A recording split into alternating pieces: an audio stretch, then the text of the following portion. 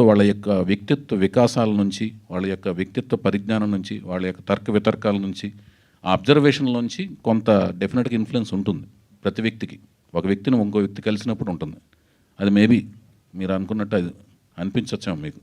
కానీ బేసిక్గా మనలో ఒకటి ఉంటుంది, ఆ ఇన్స్టింక్టు లేకపోతే గ్రాహక శక్తి ఉంటుంది. ఆ శక్తిలోంచే మనకు రిఫ్లెక్షన్ వస్తుంది, రియాక్షన్ ఉంటుంది. అది అన్నా చౌదరి గారు, అన్నా సెప్టెంబర్ 2 పవన్ కళ్యాణ్ గారి బర్త్డే, హరికృష్ణ గారి బర్త్డే. అవును. ఆ రోజు ఈ సినిమా గురించి ఏమైనా రివీల్ చేస్తారా? ఆ రోజు ఏమైపోయిందంటే అన్న, మీరు ఇందాక చెప్పాను కదా, ఆ రోజు అమావాస్య అయిపోయిందన్న.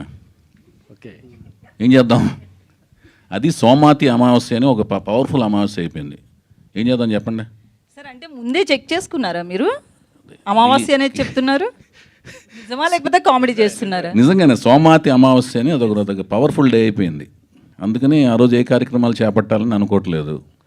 కొంచెం హైందవ సాంప్రదాయాలకు కూడా కొంత విలువిస్తాను. అంటే తిథుల్ని ఫాలో అవుదామని కాదు, అది ఒక మన తమిళియన్స్కి అమావాస్య అనేది మోస్ట్ ఆస్పిషియస్ డే. అంటే లాస్ట్ టైం ప్రెస్ మీట్లో కూడా పవన్ కళ్యాణ్ గారు అంటే చాలా ఇష్టం నాకు అని చెప్పారు. ఆ రోజు కూడా ఏదైనా కార్యక్రమం పెడుతున్నారా, ఏదైనా రివీల్ చేస్తారా అనేది?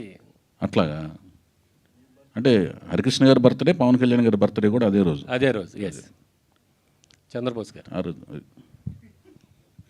ముందుగా తెలుగు భాషా దినోత్సవం శుభాకాంక్షలు. ధన్యవాదాలు అన్న. తెలుగు లెస్స, దేశ భాషలందు తెలుగు లెస్స అని ఓ మహానుభావుడు చెప్పాడు. అది ఇప్పుడు ఎలా తయారైందంటే తెలుగు లెస్స అయిపోయేటట్టుగా ఉంది. తెలుగు సినిమా టైటిల్స్ తమిళ నుంచి తెలుగులోకి వస్తుంటే ఆ తమిళ్ పేరే తెలుగులో రిలీజ్ చేస్తున్నారు.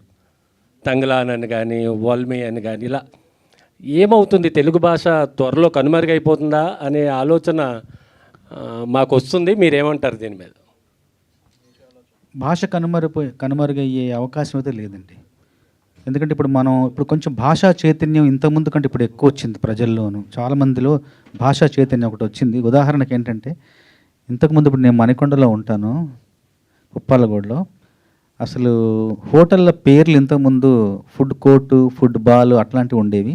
ఇప్పుడు చక్కగా తెలుగు భాషలోనే ఎంత మంచి పేర్లు పెడుతున్నారంటే, వివాహ భోజనంబు, బళా భోజనం, సుబ్బయ్య గారి హోటలు, పాకశాస్త్రం, శ్రీ గోంగూర, అత్తగారి ఇల్లు, అమ్మ చేతి వంట. చక్కగా భాషా చైతన్యం చూస్తుంటే, ఆ బోర్డు చూస్తుంటే అబ్బా ఎంత ఆనందం కలుగుతుందో. ఖచ్చితంగా కోడికూర చిట్టిగారులు, కృష్ణపట్నం, ఇట్లాంటివన్నీ ఆ పేర్లు చూస్తుంటే అంటే ఏదో రకంగా భాషా చైతన్యం వచ్చింది మనలో కూడా. తెలుగు సినిమా పేర్లు కూడా మంచి పేర్లు పెడుతున్నారు. తమిళం నుంచి వచ్చే పేర్లు ఎందుకంటే తెలుగులో పెట్టట్లేదంటే ఇప్పుడు అంతా కూడా మొత్తం ఒకటే అయిపోయింది. కాబట్టి తమిళంలో ఏది ఉందో ఇక్కడ, ఎందుకంటే అందరికీ చేరువైపోయింది కదా, అన్ని ప్రపంచ భాషల్లోని అన్ని సినిమాలు చేరువైపోతున్నాయి. కాబట్టి మళ్ళీ ఆ అయోమయం లేకుండా ఆ పేరే ఇక్కడ పెడుతున్నారేమో అనిపిస్తుంది తప్ప భాష ఎట్టి పరిస్థితుల్లో కనుమరుగు అవ్వదు. Thank you. చంద్రబోస్ గారు, ఇంకొక క్వశ్చన్ అండి. మనందరికీ తెలుగు భాషా దినోత్సవం శుభాకాంక్షలు. మీకు అకాడమీ అవార్డు వచ్చిన తర్వాత మీ పాటలు రాయడం మీద ఏమైనా ప్రెజర్ పెరిగిందా, లేకపోతే నార్మల్గానే రాస్తున్నారా? ఒత్తిడి ఏం లేదండి, ఇంతకుముందులానే రాస్తున్నాను. కాకపోతే ఏంటంటే కొంచెం జాగ్రత్త, ఇంకొంచెం శ్రద్ధ.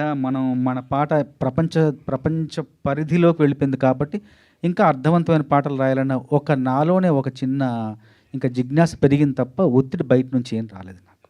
నాలోనే నాకుంది ఒక సంఘర్షణ తప్ప వేరే ఏం లేదు.